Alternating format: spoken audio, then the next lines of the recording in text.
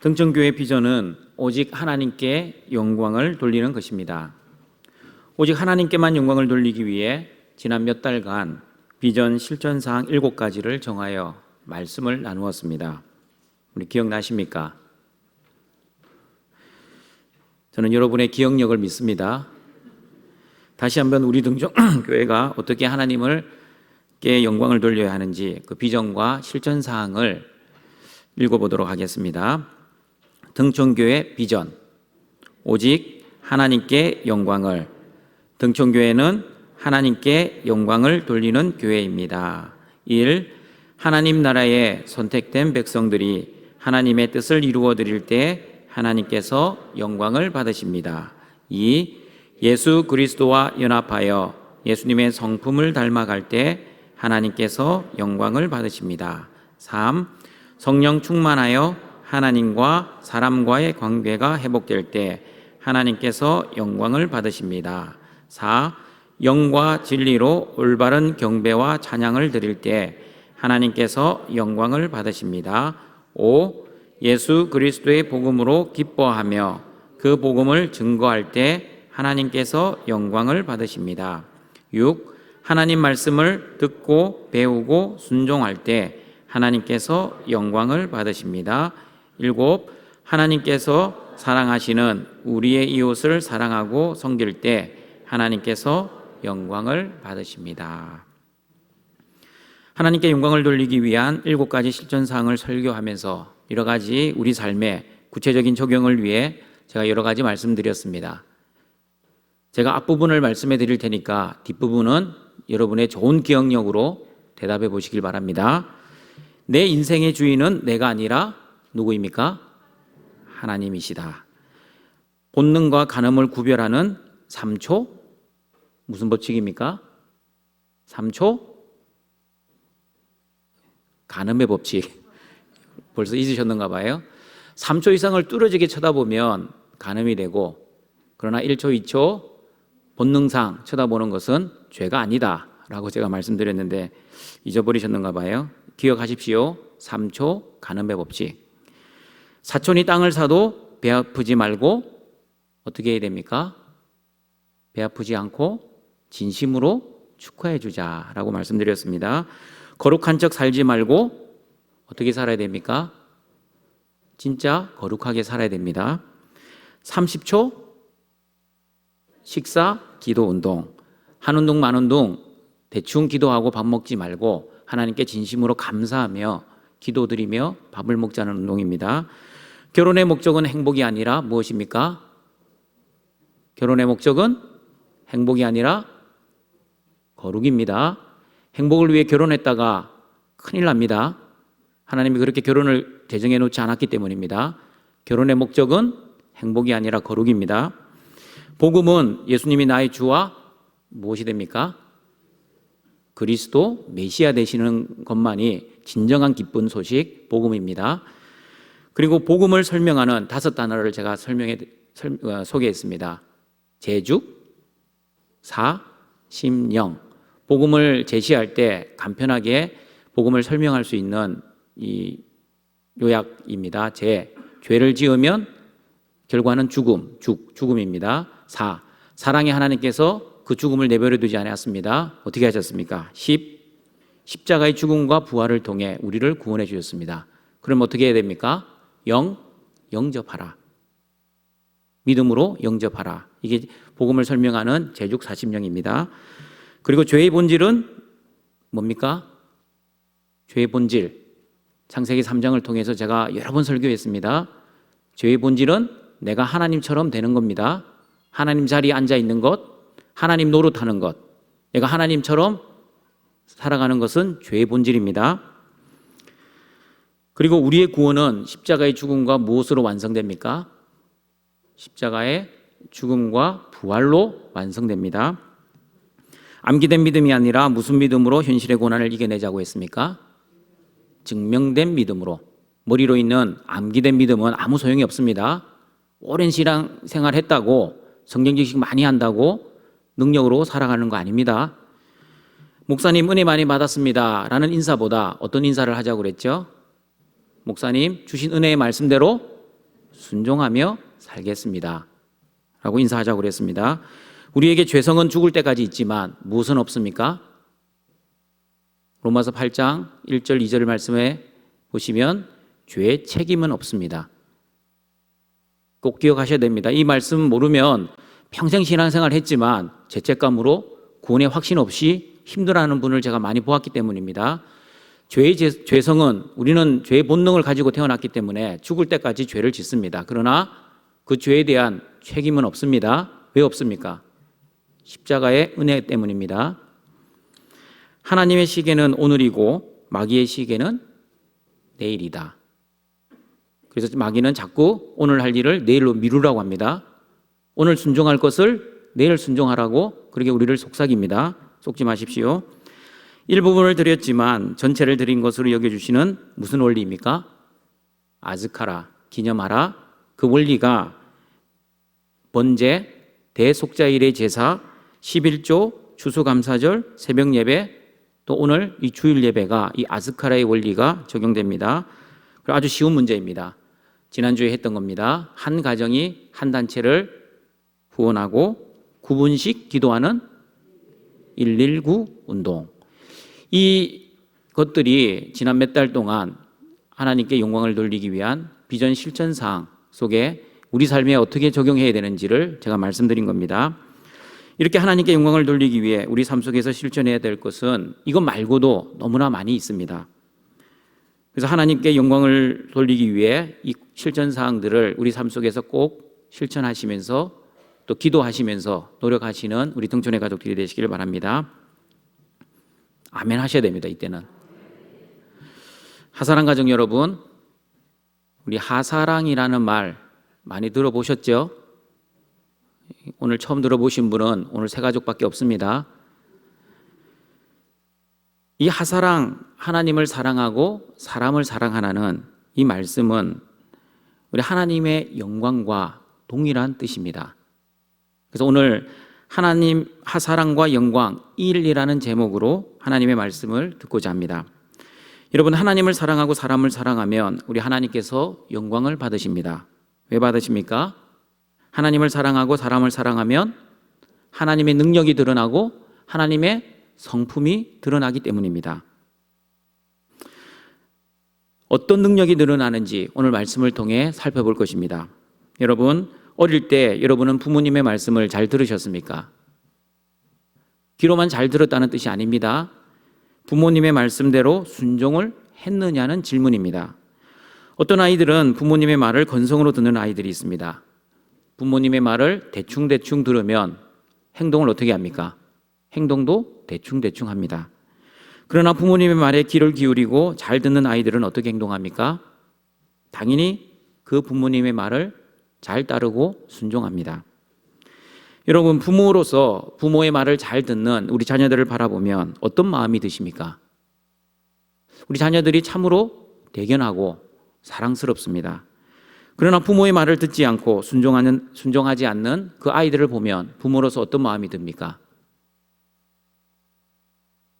자기가 낳았음에도 불구하고 쟤는 도대체 누구를 닮았는지 모르겠어 라는 말을 자주 합니다. 그래서 속도 많이 상합니다. 여러분, 부모의 말을 잘 듣는 아이와 잘 듣지 않는 아이 중에 누가 부모와의 관계가 좋을 것 같습니까?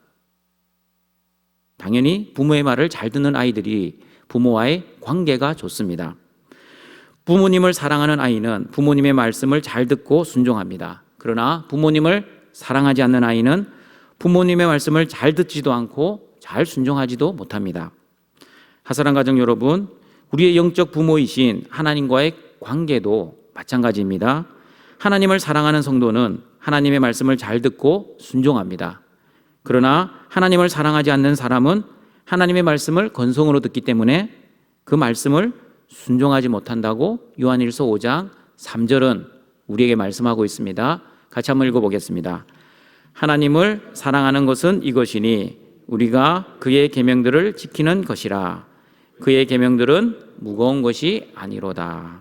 우리가 어떤 사람을 진정으로 사랑한다면 그 사람의 말 한마디, 행동 하나 그냥 허투루 듣거나 보지 않습니다. 우리 부모님들은 다들 경험이 있을 겁니다. 우리 자녀들이 태어나서 이제 막 말을 하기 시작할 때 엄마 엄마 엄마 하면 엄마들은 엄마라고 했다고 좋아하고, 또 아기들이 아빠 빠빠 하면 그죠? 아빠라고 했다고 그냥 믿어주고 좋아하지 않았습니까? 우리가 이렇게 자녀를 사랑하면 발음도 정확하지 않은 그 자녀의 말에 귀담아 듣고 좋아했습니다.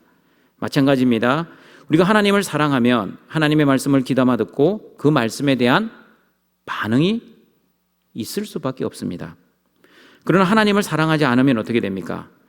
말로는 사랑합니다, 축복합니다, 감사합니다 라고 하지만 실제로는 사랑하지 않기 때문에 하나님 말씀을 귀담아 듣지도 않고 듣는 척만 합니다. 실제로 순종하지 않고 순종하는 척만 합니다. 그러므로 자기가 지키고 싶은 말씀은 순종하고, 그러나 자기가 순종하고 싶지 않은 말씀은 순종하지 않습니다. 그러니 결론적으로 하는 말, 하나님의 계명들은 무겁다, 또는 하나님 말씀 순종 어렵다, 스스로 결론을 내려버립니다. 여러분에게 질문드립니다. 하나님 말씀 순종하는 것이 정말 여러분은 어렵다고 생각하십니까? 아니면 쉽다고 생각하십니까? 답은 요한일서 5장 3절에 나와 있습니다. 같이 한번 읽어보겠습니다. 하나님을 사랑하는 것은 이것이니 우리가 그의 계명들을 지키는 것이라.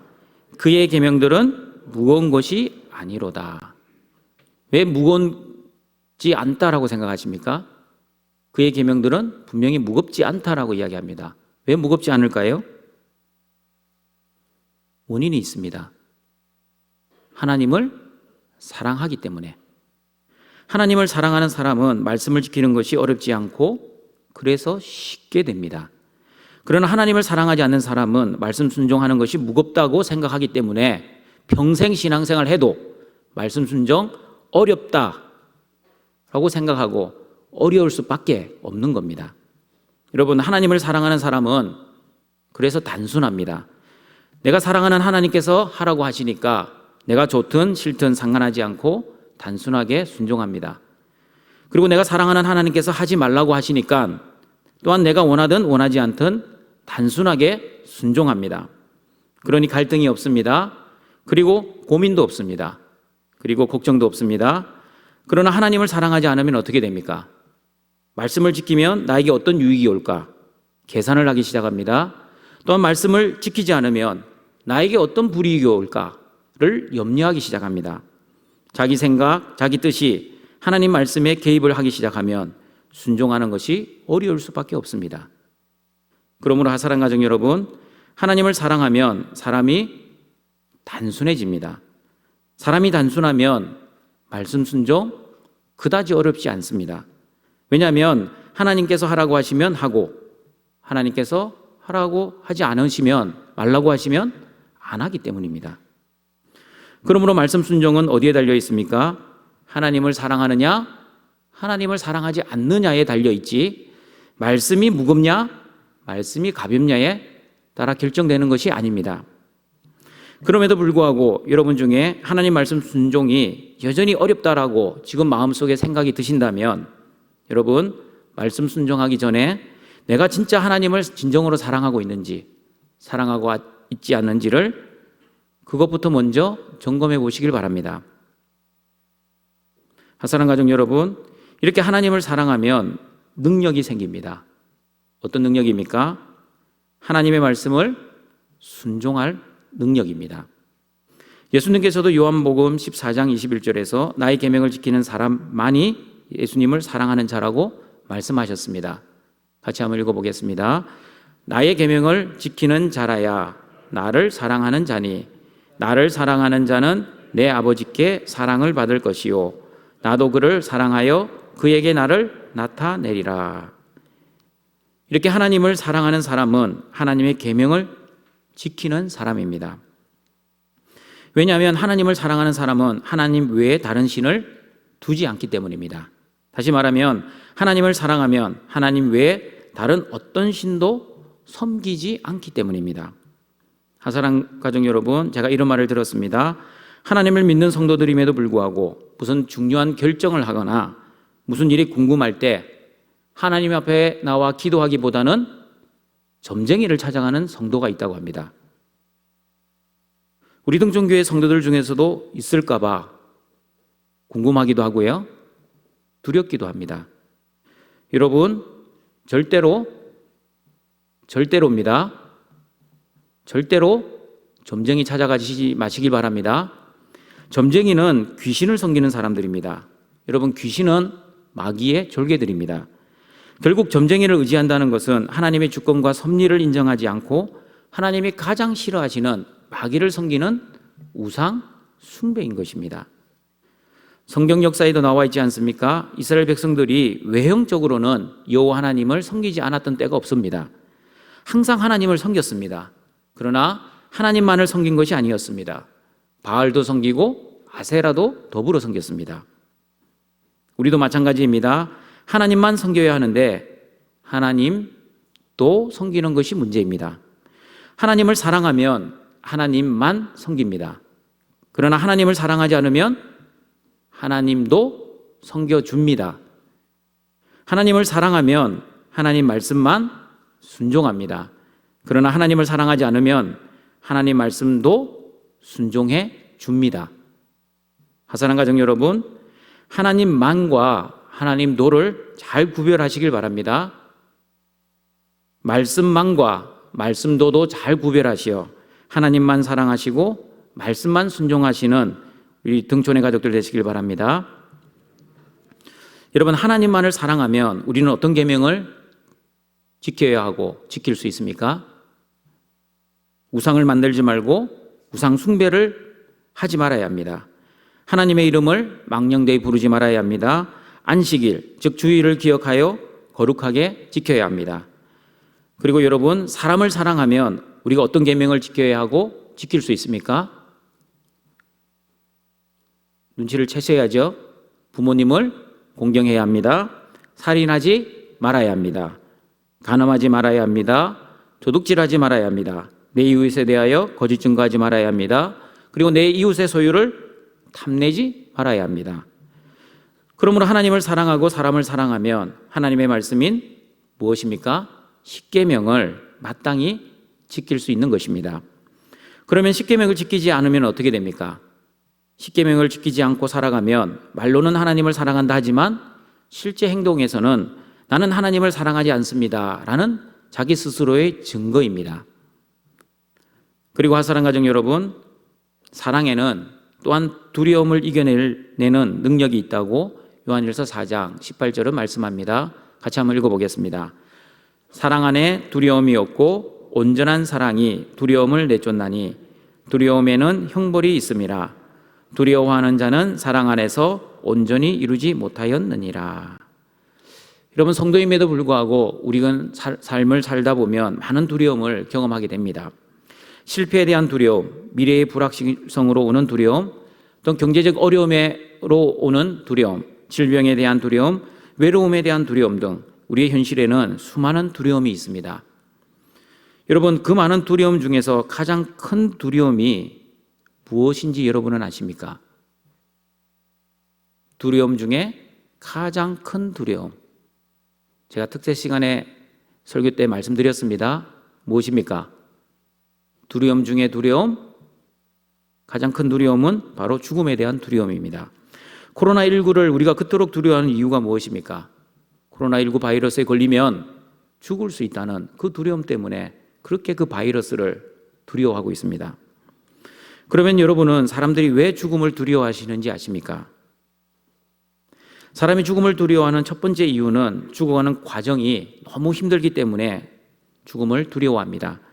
특별히 질병으로 죽음을 맞이하시는 분들은 서서히 고통 가운데 죽음이라는 힘든 과정을 걸어가기 때문입니다.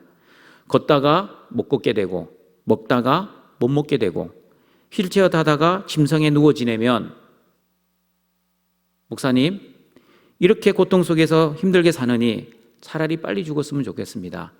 제가 빨리 죽을 수 있도록 하나님께 기도해 주세요 라는 부탁을 많이 받았습니다. 사람들이 죽음을 두려워하는 두 번째 이유는 사랑하는 사람과의 이별 때문입니다. 사랑하는 아내, 사랑하는 남편, 우리 부모님, 사랑하는 자녀들과의 이별의 아픔, 때문에 죽음을 두려워합니다. 그리고 죽음을 두려워하는 세 번째 이유는 죽음 이후에 생기는 그 일에 대한, 미래에 대한 두려움 때문입니다. 그리고 눈물을 감지 못하는 사람들도 보았습니다. 한 번도 가보지 않는 그 죽음의 길을 혼자 가야 하는 그 두려움 때문입니다. 밤에 불도 못 끄게 했습니다. 과연 천국과 지옥이 있을지 확신하지 못하는 사람들은 더욱더 두려움 속에 힘들게 죽어가는 모습을 보았습니다. 그러나 사랑하는 가정 여러분, 하나님을 사랑하는 성도들은 죽음의 두려움을 어떻게 해결해야 합니까? 아니, 여러분은 어떻게 이 죽음의 두려움을 해결하고 있습니까? 여전히 믿지 않는 사람들처럼 죽음을 두려워하고 있습니까? 저는 로마서 8장 38절, 39절의 말씀을 가지고 이 죽음의 두려움을 이겨내고 있습니다. 같이 한번 읽어보겠습니다. 내가 확신하노니 사망이나 생명이나 천사들이나 권세자들이나 현재의 일이나 장래의 일이나 능력이나 높음이나 깊음이나 다른 어떤 피조물이라도 우리를 우리 주 그리스도 예수 안에 있는 하나님의 사랑에서 끊을 수 없으리라. 이 말씀을 암송하고 있는 우리 성도들도 많이 있습니다. 암기된 믿음은 아무 의미 없습니다. 실제 삶 속에서 증명되게 나와야 됩니다. 그리스도 예수 안에 있는 그 하나님의 사랑만 있으면 죽음도 우리를 끊어놓을 수 없다고 이야기합니다. 하나님의 사랑을 확신하면, 다시 말하면 하나님의 사랑을 의심하지 않으면 죽음도 성도인 우리를 좌지우지하지 못한다는 의미입니다. 한번 따라해 보시길 바랍니다. 죽어봤자 천국이다. 제가 아마누들에게 자주 설교했던 이 믿음의 말입니다. 믿음의 배짱을 가지고 이 죽음 앞에서 죽음을 두려워하지 않고 천국으로 잘 이사가자고 제가 드렸던 말씀입니다. 죽어봤자 천국이다.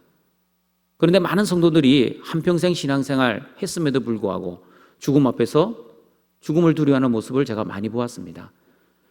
예수 그리스도가 나의 주와 그리스도가 되신다는 그 믿음만 있다면 죽음을 두려워하지 않을 수 있는 능력이 우리에게 있습니다.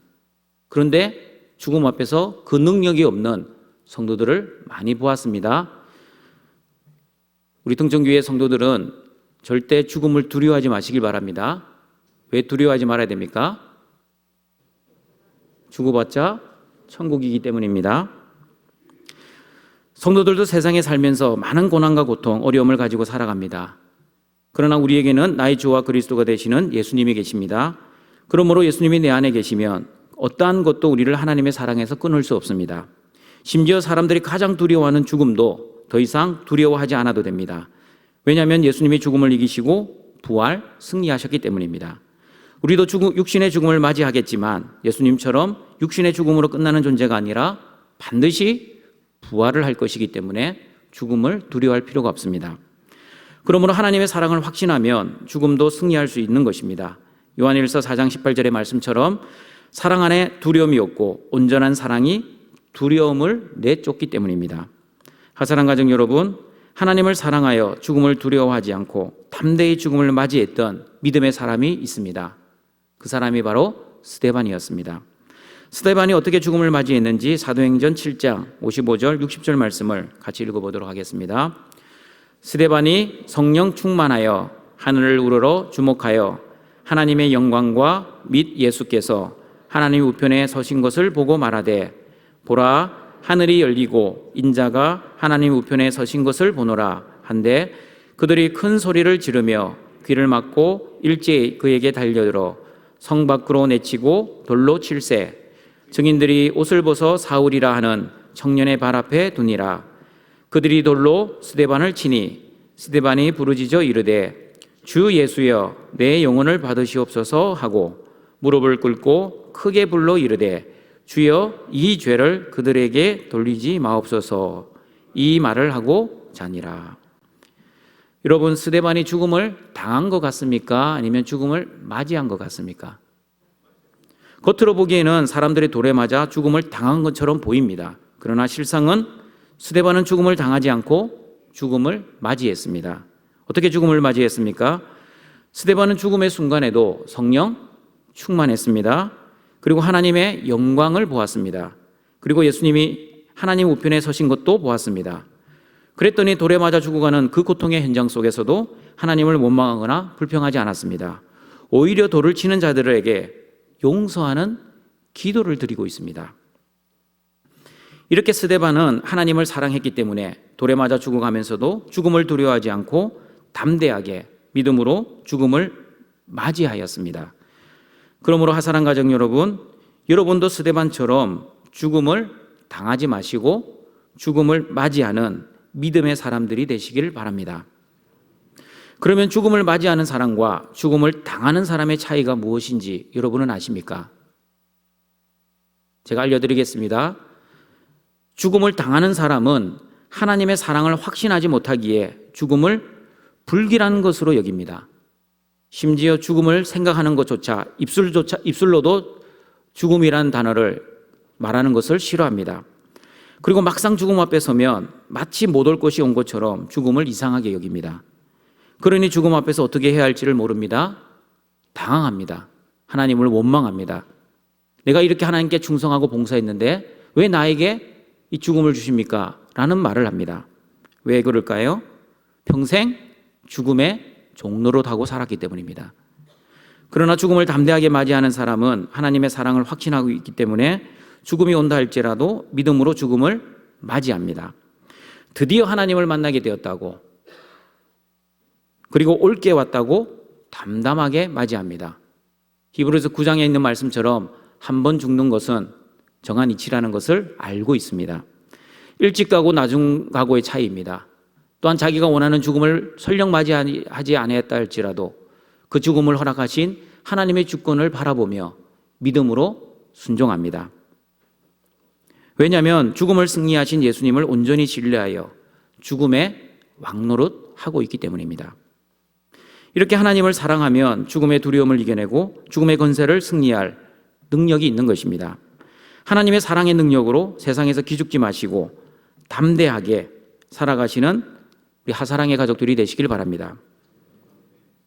그리고 여러분, 우리가 사람을 사랑하고 하나님을 사랑하면 어떤 능력이 생기는지 요한복음 13장 34절, 35절에 나와 있습니다.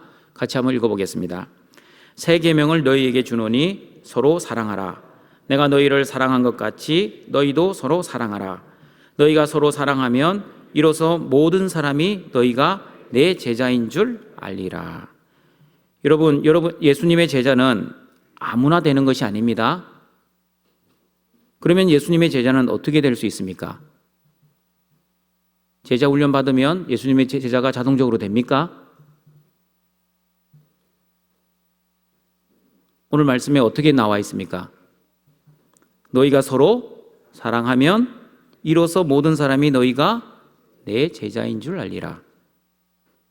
내가 싫어하고 하는 사람도 사랑해야 되고요. 나를 싫어하는 사람도 내가 사랑해야 합니다. 그런 사람이 제자입니다. 여러분의 머릿속에 아직도 내가 싫어하는 그 인간이 있습니까? 만나기 싫고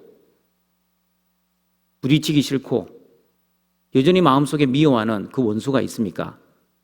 그러면 아직까지 여러분은 예수님의 제자가 될 수 없습니다. 서로 사랑하라는 말은 내가 좋아하는 사람만 사랑하는 것이 아닙니다. 내가 싫어하는 사람도 원수까지 사랑할 수 있는 그 사람이 바로 예수님의 제자입니다.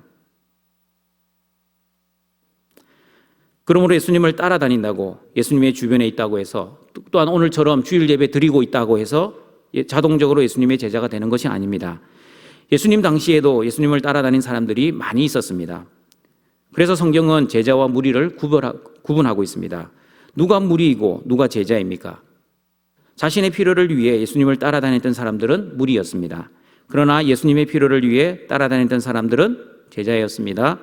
자신의 이익을 위해 자신이 직접 예수님을 찾아간 사람들은 무리였습니다. 그러나 예수님의 유익을 위해 예수님이 직접 찾은 사람들은 제자들이었습니다. 자신의 영광을 위해 예수님을 이용했던 사람들은 무리였습니다.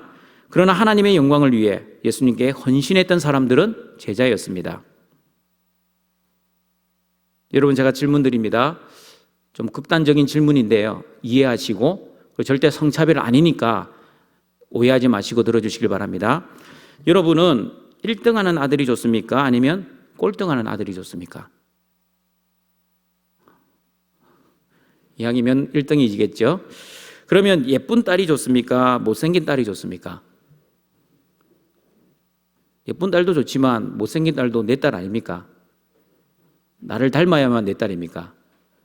그렇진 않겠죠? 우리 남편들에게 물어봅니다. 살림 잘하는 아내가 좋습니까? 살림 잘하지 못하고 대충대충 살아가는 그런 아내가 좋습니까? 우리 남편들만 대답해 보십시오. 자, 우리 아내들에게 물어봅니다. 돈 잘 벌어오는 남편이 좋습니까? 아니면 돈은 못 벌어오지만 나를 사랑해주는 남편이 좋습니까? 이 질문을 하면 꼭 이렇게 대답합니다. 돈도 잘 벌고 나도 사랑해주는 그런 남편이 좋습니다 라고 대답을 꼭 하더라고요. 여러분, 제가 왜 이런 극단적인 질문을 하는지 감을 잡으셨습니까? 세상의 논리는 힘의 논리입니다. 힘. 그래서 기왕이면 1등하는 아들, 예쁜 딸, 살림 잘하는 아내, 돈 잘 버는 남편을 좋아하고 사랑합니다. 그러나 성도의 가정은 어떠해야 합니까? 거룩한 가정은 어떻게 해야 합니까? 1등하는 아들도 좋지만 1등보다 부모님을 공경하고 부모님을 사랑하는 그 아들이 더 좋지 않습니까? 1등은 하는데 부모에게 불효한다면 그런 아들이 여러분은 좋겠습니까? 예쁜 딸도 좋지만 마음도 예쁘고 믿음도 좋아 하나님을 사랑하는 부모님을 사랑하는 그 딸이 더 좋지 않습니까? 그리고 살림 잘하는 아내도 좋지만 예수님께 하듯 남편에게 복종하는 믿음의 아내, 사랑의 아내가 더 좋지 않습니까? 그리고 돈 잘 버는 남편도 좋지만 주님께서 십자가에서 죽으신 것처럼 가족을 위해 목숨을 바쳐 아내와 자녀를 사랑하는 그런 남편이 더 좋지 않습니까? 이렇게 예수님의 제자들은 세상에 살고 있지만 세상의 논리인 힘의 원리대로 살아가서는 안 됩니다. 예수님의 제자들은 사랑의 원리, 즉 하나님께서 우리를 사랑하신 것처럼 서로 사랑하며 서로 이해하며 서로 희생하며 살아야 하는 것입니다. 또한 예수님의 제자들은 자기를 증명하여 사람들에게 인정받기를 위해 살아가지 않습니다. 그리고 예수님의 제자들은 자기를 자랑하지 않고 자기 의를 드러내지도 않습니다. 여러분, 고린도전서 13장 일명 사랑장을 보시면 사랑의 속성 중에서 사랑의 속성을 이렇게 설명합니다. 사랑은 자랑하지 않는다. 여러분, 사람들이 언제 자랑을 합니까? 세상 사람들은 남이 가지고 있지 않는 무언가를 내가 가지고 있을 때 자랑합니다. 예를 들면 이렇습니다. 내가 남들보다 돈을 많이 가졌습니다. 내가 남들보다 지식도 많고 권력도 있고 명예를 가졌습니다. 그럴 때 내가 가진 그 돈, 그 지식, 그 권력, 그 명예를 은근히 자랑합니다. 대놓고 자랑하지 않아도 남이 인정해주고 칭찬해주면 그것을 또한 은근히 즐기고 좋아합니다. 그러나 하나님을 사랑하고 사람을 사랑하는 예수님의 제자들은 남들보다 많이 가졌습니다. 똑같이 많이 가졌습니다. 그런데 자랑하지 않고 오히려 자기가 가진 것을 가지고 이웃을 사랑하는 사랑의 도구로 사용합니다. 왜냐하면 진정한 하나님의 사랑과 십자가의 사랑의 능력을 알기 때문입니다. 예를 들면 이렇습니다. 예수님의 제자들이 남들보다 돈을 많이 가졌습니다. 그러나 세상 사람들처럼 자랑하지 않습니다. 하나님이 주신 돈으로 이웃을 도와줍니다. 그 돈으로 아픈 사람들의 상처를 감싸주는 데 사용합니다. 그리고 죽어가는 영혼들을 구원하는 전도와 선교에 돈을 아끼지 않습니다. 그러므로 예수님의 제자들은 제가 제안드린 119 운동에 동참하면서도 돈을 아까워하지 않고 자원하는 마음, 기쁜 마음으로 그 운동에 참여를 할 것입니다. 그리고 예수님의 제자들은 자기가 도와주고 섬겼지만 내가 한 것이 아니기에 자기 자랑, 자기의, 자기 영광을 드러내지 않고 전적인 하나님의 은혜라고 하나님께 영광을 돌릴 것입니다. 여러분, 세상 사람들과 예수님의 제자들이 남들보다 많이 가졌지만 똑같이 많이 가졌지만 이렇게 나타나는 반응이 다른 원인이 무엇입니까? 세상 사람들은 남이 없는 것을 내가 가지고 있기에 기분 좋아하고 자랑하고 교만을 떱니다. 그러나 예수님의 제자들은 남이 필요로 하는 것을 내가 가졌기에 기뻐하고 즐거워합니다. 왜냐하면 내가 가지고 있는 것으로 남을 섬기고 도와줄 수 있기 때문입니다. 이렇게 세상 사람들과 제자들의 삶이 다른 것은 하나님을 사랑하느냐 하나님을 사랑하지 않느냐의 차이 때문입니다. 그리고 하나님이 사랑하시는 그 사람을 사랑하느냐, 하나님이 사랑하시는 그 사람을 사랑하지 않느냐의 차이 때문입니다. 말씀을 정리하겠습니다. 하나님을 사랑하고 사람을 사랑하면 이렇게 하나님의 능력이 나타납니다. 제가 세 가지를 말씀드렸습니다. 첫 번째는 말씀을 순종할 능력, 말씀만 순종할 능력입니다. 두 번째는 두려움을 이겨내는 능력입니다. 세 번째는 예수님의 제자가 되는 능력입니다. 그 능력이 나타나 하나님께 영광이 됩니다. 하나님을 사랑하고 사람을 사랑하면 하나님 말씀도 아니라 하나님 말씀만을 순종할 능력이 생깁니다. 하나님을 사랑하고 사람을 사랑하면 현실의 많은 두려움, 심지어 죽음의 두려움조차 이기고 승리할 수 있습니다. 죽어봤자 천국이라는 이 믿음의 배짱으로 세상에서 승리합니다. 그리고 하나님을 사랑하고 사람을 사랑하면 예수님의 제자가 되어 세상의 힘과 논리대로 살아가지 않고 예수님의 힘과 능력을 가지고 있기에 세상 속에 살고 있어도 세상과 동화되지 않고 세상에서 소금과 빛으로 그 받은 예수님의 사랑을 실천하며 살아갈 수 있는 것입니다. 사랑하는 하사랑 가정 여러분, 하나님을 사랑하고 사람을 사랑하여 하나님의 능력을 드러내어 하나님께 영광 돌리시는 하사랑의 가족들이 되시길 주님의 이름으로 축원합니다. 자비와 긍휼이 풍성하신 여호와 하나님, 하나님이 우리를 사랑하시어 예수 그리스도를 이 땅에 보내시고 또한 우리 죄를 위해 십자가에 죽으시고 부활하여 우리의 구원을 완성해 주셔서 감사드립니다. 하나님을 사랑하고 사람을 사랑하여 말씀만을 순종하고 두려움을 이겨내고 예수님의 참 제자가 되어 하나님께 영광 돌리는 하사랑의 가족들이 되게 하여 주시옵소서. 예수님의 이름으로 기도드립니다. 아멘.